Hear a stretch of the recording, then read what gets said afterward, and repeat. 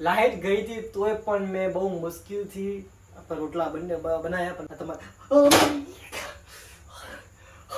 Like કરો subscribe કરો કહી દે લાઈક કરો સબસ્ક્રાઇબ કરો હાલો આજ તમે કહો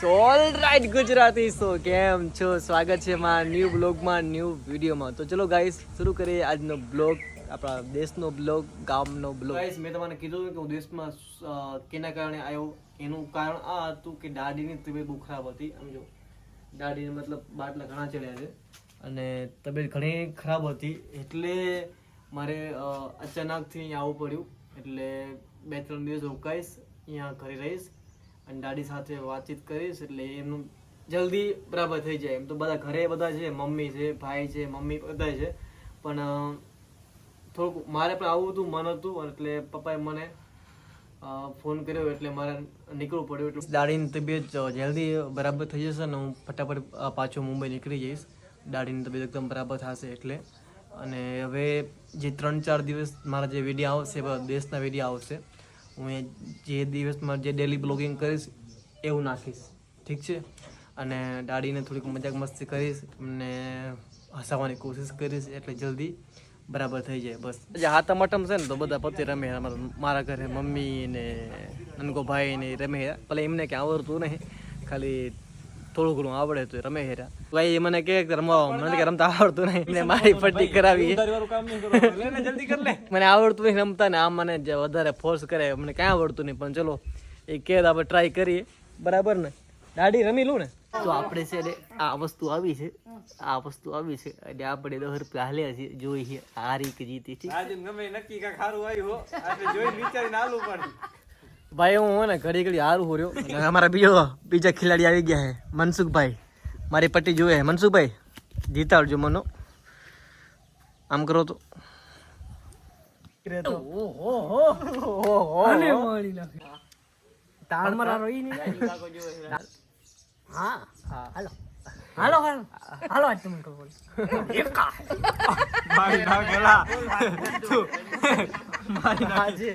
દાદા મનસુખ કાક બોલતો શું કરશે આપણે હારસી જીત આપણે જીતવું છે પાકું જીતીશ તો હું 200 રૂપિયા લઈને જઈશ પાકું એટલે તું મને હરાવા આવ્યો કે જીતાડવા આવ્યો ભાઈ પાકું કિશન શું લાગશે આ મનસુખ આપણે જીતાડશે કે હરાવશે આ માસી પાકીટ શું કહેવા માંગે તું નક્કી ના કહેવાય તું શું કહેવા માંગે આપણે તો જીતીને જવું હોય પછી તું શું કહેવાય હું મારા વિશે કહું ને હું જીતીશ તમે તો હારશો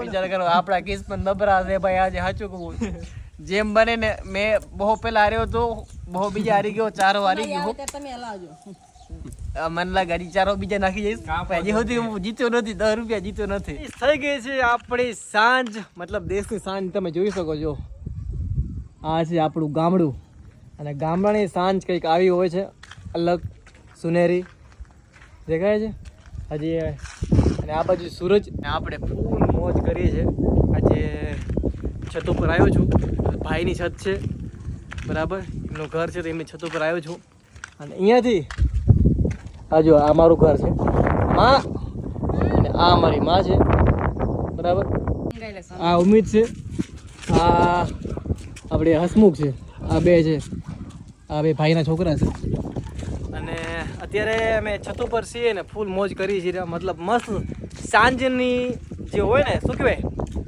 સાંજનો વ્યૂ લઈ જઈએ રહ્યા મોજ કરવાના છે અને આજે હાથથી રોટલા બનાવવાના છે એ તમારે કહું કે આજે હાથથી રોટલા બનાવવાનું કારણ એ છે કે કોઈ બનાવી દેશે નહીં અને ખરેખર આજે ટાઢું ખાવાનું હોય પણ હું તો બીમાર જેવો થઈ ગયો છું તો ટાઢું ખાઈશ વધારે બીમાર થાય છે એટલે મેં તો ભલું કરે શીતલામાં પણ આજે આપણે હાથે બનાવી અને ખુદ ખાસી કેમ કે આજે મમ્મી લોકો તો આપણને બનાવીને દેશે નહીં કારણ કે એ તો આજે ચૂલામાં કંઈ બનાવે જ નહીં તો મેં કીધું આજે વાંધો નહીં આપણે ગેસમાં બનાવીએ એટલે હું ગેસમાં બનાવીશ રોટલા અને શાક તો એના માટે હવે કંઈક શાક લેવું પડશે તેના માટે છે ને હું અહીંયા ભાઈના જે ઘર છે ને ભાઈનું ઘર ત્યાં એને ભાઈએ તુરિયા હોય છે તુરિયા મતલબ તમે સમજતા હશો બરાબર ને એ તુરિયા લઈને જશે ને કાપશી અને પછી આપણે એને બનાવશે શાક ને પછી બનાવશે આપણે હાથે રોટલા તો ચલો જઈએ ભાઈના ઘરે ગાઈસ જો આ ભાઈ લોકો તુરિયા વાયા છે બરાબર.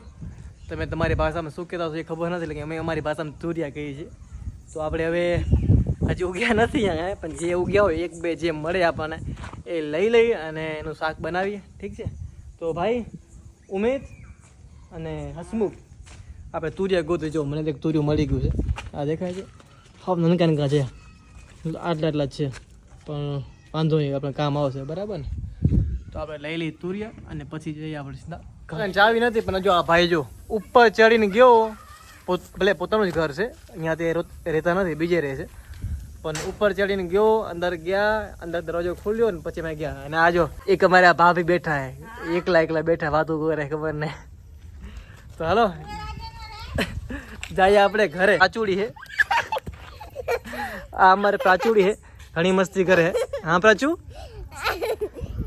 આ અમારે પ્રાચુ હે, જે મારી દોસ્ત છે ભાઈ, નનકી દોસ્ત સૌથી નાની. ક્યાં છો? હે એમાં લઈ જવું પડે પ્રાચી. એટલે ભાભી એમ કે મારા લગનમાં ભાભી જાનમાં આવશે, અને આ પ્રાચીને અને ભાભીને બે જાનમાં લઈ જાવે. લાઈક કરો, સબસ્ક્રાઇબ કરો, કહી દે. લાઈક કરો, સબસ્ક્રાઇબ કરો અને શેર કરો અને કમેન્ટ કરો અને કમેન્ટ કરો પ્લીઝ, કે પ્લીઝ. પ્લીઝ. ભાઈ અમારી પ્રાચીન વાત સાંભળ લેજો, લાઈક કરજો, કમેન્ટ કરજો ને શેર કરજો. અને અમારા ગામના જો આ પટેલ સાહેબ, અને આ અમારા જીવાભાઈ મજામાં. તો આ અમારા જીવાભાઈ છે ભાઈ, બરાબર. ને આ અમારા છોકરા છે બધા, અમારો વાહ છે. આ અહીંયાથી લઈને આ બધોય અમારો વાહ છે જો. અને આ અમારે કાનજીભાઈ કેમ છો? મજામાં? અહીંયા આ અમારે કાનજીભાઈ છે બરાબર.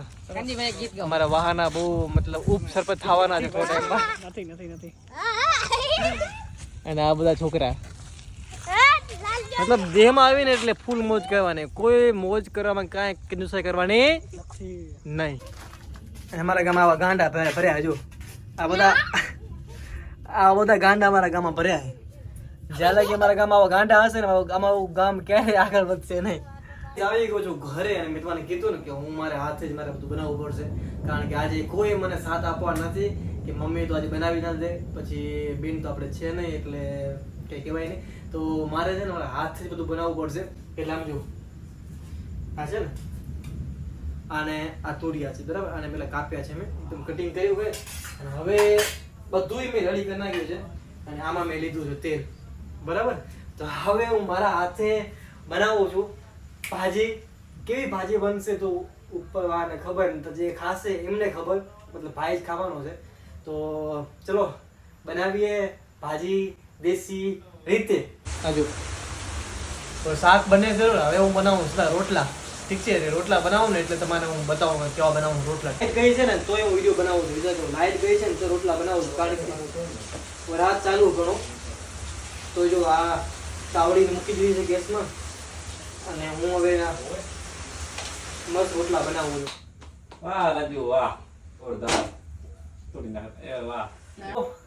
લાઈટ ગઈ હતી તોય પણ મેં બહુ મુશ્કેલથી રોટલા બનાવ્યા, પણ તોય બની ગયા. આમ જો આ મારા રોટલા બનાવ્યા છે મેં, એકદમ જેવા બન્યા પણ મારા માટે ઠીક છે. અને બીજો રોટલો આ જો, આ તમારા હવે આ રોટલો છે તો બરાબર હાલશે. અને આ રોટલો મારો બને છે, કેવા લાગ્યા રોટલા એ હું ખાઈ બધાને પૂછીને પછી તમારે કહું. ઠીક, રોટલા સારા લાગ્યા, બધા ગમ્યા રોટલા, પણ એનો વિડીયો લઈ ના શક્યો કારણ કે લાઈટ ચોરી હતી જ નહીં, એટલા માટે.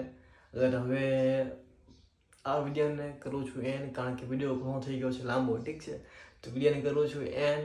મળીએ આપણે કાલના બ્લોગમાં. અગર આ વિડીયો તમને સારો લાગ્યો તો લાઈક કરી દેજો, કમેન્ટ કરી દેજો અને શેર કરી દેજો. ચલો મળીએ કાલના બ્લોગમાં. જય શ્રી કૃષ્ણ, જય માતાજી, જય મુરલીધર.